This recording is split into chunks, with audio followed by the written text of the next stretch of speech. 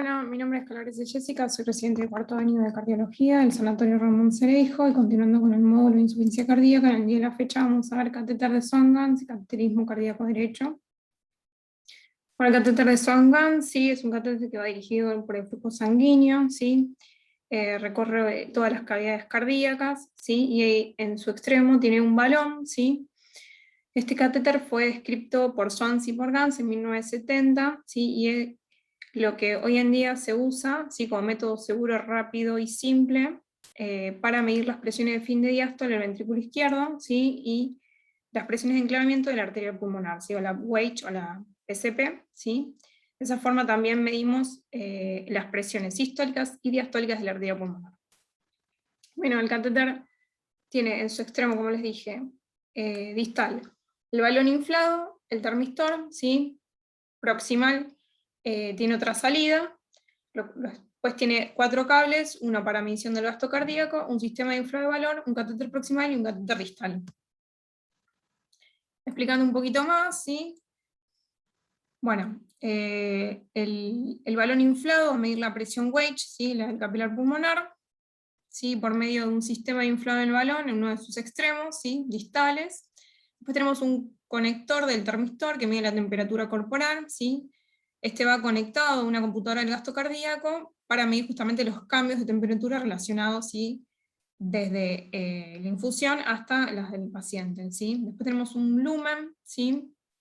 Proximal de color azul, que va a estar colocado, ¿sí? A nivel de la aurícula derecha, ¿sí? Cuando se abra a nivel de la aurícula derecha el balón, ¿sí? Y nos va a permitir medir la presión de la aurícula derecha, también nos va a poder permitir liberar un bolo de inyección, ¿sí? Justamente para medir el gasto cardíaco, que más adelante se va a explicar, y como vía de infusión. Y un lumen distal de color amarillo, usualmente, ¿sí? Que este se va a abrir a nivel de la arteria pulmonar, y colocado con un transductor va a medir las presiones y va a poder monitorear las mismas. También va a servir para tomar muestra de sangre a nivel del árbol arterial, de la arteria pulmonar. Bueno, como indicaciones, ¿sí? Para el catéter de Swan-Ganz, ¿sí? Vamos a tener que todas aquellas que nos permitan mejorar el gasto cardíaco y medirlo, ¿sí? Aquellas en pacientes en los que ya han tenido una disfunción cardiovascular por un infarto, por un shock, una insuficiencia cardíaca severa, alteraciones estructurales agudas, disfunción del ventrículo derecho, lesiones valvulares, taponamiento cardíaco, ¿sí? Monitorean el postoperatorio cardíaco o de cirugía cardiovascular, en aquellos pacientes con un TEP, ¿sí? Para el diagnóstico del tratamiento de hipertensión pulmonar, aquellos que tengan un trauma severo, ¿sí? Grandes quemados, sepsis, ¿sí? Aquellas pacientes obstétricas con eclampsia, ¿sí? O hipertensión refractaria, ¿sí? O aquellos sometidos a cirugías complejas y sean pacientes de alto riesgo. Bien, bueno, acá una foto, ¿sí? Mostrando un poquito más el sistema de inflación, el catéter distal, el proximal, y que va conectado a nivel del gasto cardíaco, ¿sí? De 4 lúmenes, el clásico, y a nivel distal el balón con un termistor y una salida proximal. También lo mismo, pero este de 5 lúmenes, en el que va a tener una salida para infusión o colocación de un marcapasos, ¿sí? Y el catéter correspondiente a eso mismo. Pues acá vemos el catéter inflado, ¿sí? Y también más fotos. Bueno, entonces como les dije, el catéter se va a colocar, ¿sí? Por acceso venoso, va a entrar por las cavas, va a llegar a la aurícula derecha, inflado, va a pasar por la válvula tricúspide, ¿sí? En ese momento vamos a tener las presiones de la aurícula derecha, luego va a seguir por el ventrículo derecho, aumentando la presión sistólica, luego va a pasar la válvula pulmonar, y ahí ya la diastólica va a ser mayor, y va a tener una onda dícrota, siguiendo con presiones pulmonares, presiones sistólicas de la arteria pulmonar, continuando inflado hasta que se enclava y ya el registro bajando y descendiendo las presiones de onda, ¿sí? Algo que quiero aclarar es que esta presión registrada de enclavamiento de Weich, ¿sí? O del capilar pulmonar, equivale a la presión diastólica del ventrículo izquierdo, ¿sí? Y va a estar registrada justamente, ¿sí? Y a nivel de la arteria pulmonar, ¿sí? Con el balón desinflado, ¿sí? Vamos a poder registrar las presiones sistólicas, diastólicas y media de la arteria pulmonar. Bueno, estos balones normales del catéter de Swan-Ganz vamos a tener que, cuando llega la arteria a la aurícula derecha, va a tener la onda A, ¿sí? Se va a ver la onda B, ¿sí? Con los respectivos valles y X, y la presión de la aurícula derecha que va a ser de 0 a 8. En el ventrículo derecho vamos a ver que las presiones, tanto sistólica y diastólica, ¿sí? Van a ser distintas las curvas, ¿sí? Una sistólica de 20 a 30 y una diastólica de 0 a 8. Siguiendo el catéter, ¿sí? Va a seguir por la arteria pulmonar y el registro va a ser con una onda dícrota, con una sistólica de 20 a 30 y una diastólica de 8 a 15. Y continuándose enclavando en el capilar pulmonar, que de vuelta van a bajar las presiones a 8 a 15. Bueno, acá lo que quiero que se entienda es que cuando continúa con el balón inflado, llega a la arteria pulmonar, se enclava y la presión del capilar pulmonar va a reflejar la presión de fin de diástole del ventrículo izquierdo, ¿sí? Continuando como una columna de agua en la que se va a obstruir, ¿sí? Y se van a medir las presiones retrógradas, ¿sí? De la circulación pulmonar, ¿sí? Venas pulmonares, aurícula izquierda, y con la válvula mitral abierta del ventrículo izquierdo, tomando la presión de fin de diástole del ventrículo izquierdo, ¿sí? Esto nos va a servir para el manejo y el monitoreo hemodinámico invasivo del paciente. Bien, este es el registro, ¿sí? De las presiones de la aurícula derecha, ¿sí? Dijimos que la presión media de la aurícula derecha, ¿sí? Iba a ser de 0 a 5, ¿sí? Iba a ser la presión de fin de diástole del ventrículo derecho, ¿sí? Siempre y cuando no haya obstrucciones a nivel de la válvula tricúspide. Y vamos a tener una onda que va a registrar la contracción auricular, la C, que va a ser el cierre de la válvula tricúspide, que va a aumentar ese valor justo en el momento de la contracción del ventrículo derecho, la relajación auricular, ¿sí? Y el llenado de la aurícula, ¿sí? Por las venas cavas. Entonces el ventrículo derecho va a tener una presión sistólica de 20 a 30 y una diastólica de 0 a 5, ¿sí? Estas ondas de presión van a ser en diente de sierra, pulsátiles, ascendentes y con descenso brusco, ¿sí? Y podría llegar a haber extrasístoles ventriculares, ya que por más que pasa con un balón inflado, va a rozar las paredes del ventrículo derecho. La arteria pulmonar, ¿sí? Ya la presión diastólica va a estar más elevada, ¿sí? Va a ser de 10 milímetros de mercurio, ¿sí? De 5 a 12, una media 10, y las presiones sistólicas de la arteria pulmonar que van a ser de 20 a 30 en valores normales, ¿sí? Estas presiones sistólicas de la arteria pulmonar, ¿sí? Van a corresponder a la presión sistólica del ventrículo derecho, ¿sí? Siempre en que haya ausencia de una válvula pulmonar estenótica, ¿sí? Y las presiones diastólicas, ¿sí? De la arteria pulmonar se van a relacionar con la presión de la aurícula izquierda, ¿sí? Ya que va a atravesar a través del lecho pulmonar por la resistencia, ¿sí? Bien. Bueno, y la cisura dícrota a nivel del descenso nos va a indicar un cierre de la válvula pulmonar. En cuanto a la presión de Weich, ¿sí? O de enclavamiento pulmonar, tenemos que la media de la presión Weich se va a correlacionar con la presión media de la aurícula izquierda y la presión de fin de diástole del ventrículo izquierdo, como dijimos, ¿sí? Va a ser de 5 a 12, ¿sí? Con las correspondientes ondas, ¿sí? De presiones de la aurícula izquierda en este caso, ¿sí? Ya una vez que se posiciona el balón, se enclava, la curva se va a aplanar y van a reaparecer estas ondas A, C, B y las de valle X y Y, ¿sí? Y como dijimos, una vez que se enclava, ¿sí? Queda interrumpido el flujo, se bloquea 100% la circulación por el balón inflado, por lo que la circulación anterógrada queda bloqueada, ¿sí? Entonces va a generar una columna de sangre, ¿sí?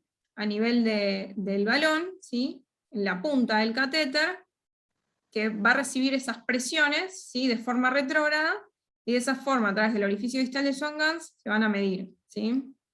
Que van a reflejar las presiones de la aurícula izquierda, y se van a transmitir retrógradamente a través del lecho pulmonar.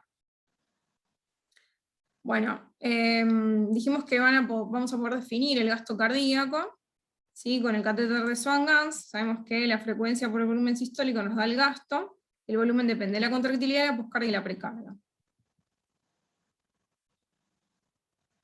Bien. Los métodos que usamos, uno de ellos es el método de Fick, ¿sí? Esto lo voy a explicar un poquito más adelante, cómo calcular el consumo de oxígeno y la diferencia arteriovenosa, pero bueno, para que tengan en cuenta que este método lo que toma es el oxígeno, ¿sí? Como órgano los pulmones, ¿sí? Y lo que va a hacer es medir el contenido tanto arterial y venoso, ¿sí? Para obtener una diferencia arteriovenosa de oxígeno, y el consumo de oxígeno, que lo va a calcular mediante el contenido inspirado menos el expirado y la velocidad de ventilación, ¿sí? Va a tomar muestras tanto de sangre arterial y del extremo distal del catéter de Swan-Ganz, y esa sangre venosa mixta, ¿sí? Y decimos que el contenido arterial normal es de 20 volúmenes y el venoso de 15, ¿sí? Por lo que el consumo de oxígeno va a ser de 250 mililitros minuto. Esto lo voy a explicar más adelante. Las desventajas que va a ser en un paciente estable al momento de la realización del estudio, y que va a tener que tomarse mediciones en forma simultánea del aire expirado y de la sangre, ¿sí? Bueno. Entonces, el principio de Fick lo que nos dice es que la cantidad de oxígeno que llega al capilar pulmonar por la arteria pulmonar, más la que entra al capilar pulmonar por los alvéolos, ¿sí? Estamos en este momento, ¿sí? Va a ser igual a la que quede a nivel de la vena pulmonar de oxígeno, ¿sí? La cantidad de oxígeno. Por lo que reemplazando y haciendo cuentas nos queda que el consumo sobre la diferencia arteriovenosa de oxígeno, ¿sí? Eso va a ser el volumen minuto o el gasto cardíaco, ¿sí? Que va a estar estimada en 3 mililitros hora, en 5.000 mililitros minuto, perdón. Después tenemos la medición del gasto cardíaco por termodilución, en el que se va a realizar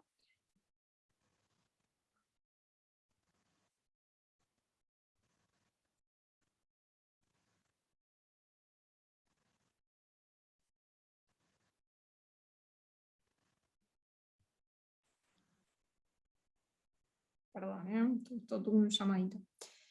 Entonces, el método de termodilución para medición del gasto cardíaco, vamos a tener que el catéter va a tener un sensor térmico, ¿sí? Y vamos a utilizar el método de termodilución, ¿sí? Que vamos a realizar el cambio de temperatura que va a registrar, ¿sí? Por una solución fisiológica que le vamos a inyectar en el extremo proximal del catéter, hasta que llega el sensor de temperatura en el extremo distal, ¿sí? El termistor va a medir, ¿sí? La temperatura de la sangre a nivel de la arteria pulmonar, que va a estar ubicado a nivel del capilar, ¿sí? Pulmonar. Y luego una computadora, ¿sí? Va a medir ese volumen minuto, ¿sí? Realizando una curva en tiempo y temperatura, ¿sí? Entonces, el tope del pico, ¿sí? Va a representar la temperatura más baja o el mayor gradiente de temperatura entre la temperatura central del paciente y la de la mezcla de la sangre con la solución inyectada, ¿sí? Y el descenso va a representar el tiempo en el que esta solución sale de la arteria pulmonar y la temperatura registrada vuelve a ser normal del paciente. Bien, entonces, con bajo gasto cardíaco, la temperatura va a tardar más tiempo, ¿sí? En retomar a valores basales. Entonces así va a incrementar el área bajo la curva, ¿sí? De esa forma vamos a poder medir el gasto cardíaco, y al revés. Bien. Esta es la ecuación que se utiliza, la de Stewart-Hamilton modificada, ¿sí? En la que tenemos el gasto cardíaco, el volumen inyectado, ¿sí? La temperatura de la sangre y la del volumen inyectado, el área de la curva de la termodilución. Esto es, en dextrosa al 5% nos da 1.08 como constante. Acá tenemos la fracción de corrección, ¿sí? Por el calentamiento del volumen inyectado, una constante de calibración y 60. Todo esto sacamos el gasto cardíaco. Las desventajas, bueno, básicamente es la utilización de las fórmulas, pero como ventaja es que no requiere ni la punción arterial, ni la calibración es simple, es exacto, no se precisa reinfundir sangre, se utiliza un indicador inerte y económico, y la curva principal es apta para el análisis computado. También vamos a poder medir las resistencias vasculares sistémicas y las resistencias vasculares pulmonares. Las sistémicas van a ser la presión arterial media menos la presión de la aurícula derecha sobre el volumen minuto. Y esto lo vamos a expresar en dinas segundos centímetros, ¿sí? Es el sistema métrico, ¿sí? El resultado lo multiplicamos por 80 y se lo expresa en dinas. Va a estar entre 800 y 1500, el valor normal de las resistencias vasculares sistémicas. En las periféricas va a ser la presión media de la arteria pulmonar menos la WH sobre el volumen minuto. Que si el resultado no lo multiplicamos por 80 nos va a dar las unidades Wood, que lo vamos a utilizar para los pacientes en plan de trasplante, y en aquellos que tengan mayor a 6 unidades Wood van a estar con hipertensión pulmonar y van a ser de mal pronóstico en el postoperatorio, ¿sí? En el sistema métrico es de 60 a 150 dinas segundos centímetros. Entonces dijimos que vamos a poder estimar parámetros hemodinámicos, ¿sí? Por ejemplo en el shock cardiogénico, va a haber falla miocárdica, congestión y vasoconstricción periférica. Entonces vamos a tener altas resistencias vasculares sistémicas, bajo volumen minuto y alta WH. En el caso de la vasoplejía, vamos a tener una pérdida del tono vascular arterial y venoso, y el volumen minuto va a poder ser normal o elevado. Entonces las resistencias vasculares van a ser bajas y la WH va a ser baja. Y en el caso de la hipovolemia, vamos a tener una disminución del llenado del VI, ¿sí? Por lo cual vamos a tener una baja WH, un bajo volumen minuto, pero va a haber constricción, por lo tanto vamos a tener altas resistencias vasculares sistémicas. Bueno, y explicando por último, el transporte de oxígeno, ¿sí? Va a ser el volumen minuto por el contenido arterial de oxígeno. Este contenido arterial de oxígeno, ¿sí? Va a ser la cantidad de oxígeno transportada dentro de la sangre, ¿sí? En 100 mililitros de sangre, ¿sí? Lo vamos a hacer a través de una cuenta, en el que vamos a hacer el oxígeno unido a la hemoglobina, ¿sí? Por la saturación de oxígeno, más las pequeñas cantidades disuelto en plasma, ¿sí? La fracción disuelta de oxígeno en plasma, ¿sí? Al reemplazar, ¿sí? Tomando como presión arterial de oxígeno de 100 y de saturación de 99, nos va a dar que va a ser alrededor de 20 mililitros de oxígeno para cada 100 de sangre. Y reemplazando un volumen minuto de 5 litros y un contenido de 20, nos va a dar que el transporte de oxígeno va a ser de 1000 mililitros de oxígeno minuto. Bien, bueno, esto es un poco reiterativo, que dijimos que el gasto es el volumen sistólico por la frecuencia cardíaca, y el contenido arterial de oxígeno está dado por la hemoglobina, la saturación y la presión de oxígeno arterial. Bien, después dijimos que ahora vamos a calcular el consumo de oxígeno, ¿sí? El consumo va a ser el aporte de oxígeno, ¿sí? Y el retorno venoso de oxígeno, ¿sí? Reemplazando, ¿sí? El aporte de oxígeno va a estar dado por el contenido y el gasto cardíaco de oxígeno arterial, y el retorno venoso va a estar dado por el volumen minuto y el contenido venoso de oxígeno venoso. Por lo que el consumo de oxígeno va a ser el gasto cardíaco por la diferencia del contenido arteriovenoso de oxígeno. que habitualmente es 250. Entonces es una explicación más sencilla de la ley de Fick, ¿sí? Entonces, tenemos que la sangre venosa, ¿sí?, en volumen por ciento es de 14. Y la sangre arterial en volumen por ciento es de 20, 19 dijimos, ¿sí? Entonces la diferencia arteriovenosa va a ser de 0,05 mililitros oxígeno mililitro, ¿sí? Esta va a ser la diferencia arteriovenosa de oxígeno, ¿sí? Es lo que les estaba mostrando del principio de Fick. Y el consumo de oxígeno, como lo vimos antes, que era el absorbido por los pulmones en cada minuto, ¿sí?, va a ser de 250 mililitros de oxígeno minuto, ¿sí? Y esto nos va a dar el gasto cardíaco, ¿sí?, de 5.000 mililitros minuto. Bien.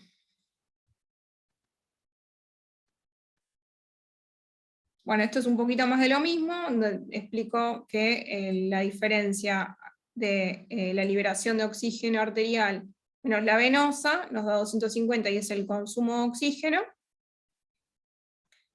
El contenido venoso de oxígeno, que es la misma cuenta, reemplazando la saturación venosa mixta y la presión venosa de oxígeno, ¿sí?, por valores normales de 40 y 75, y la formulita del consumo de oxígeno, ¿sí?, es la diferencia, como les expliqué antes, del contenido arterial venoso por el volumen minuto. Bien.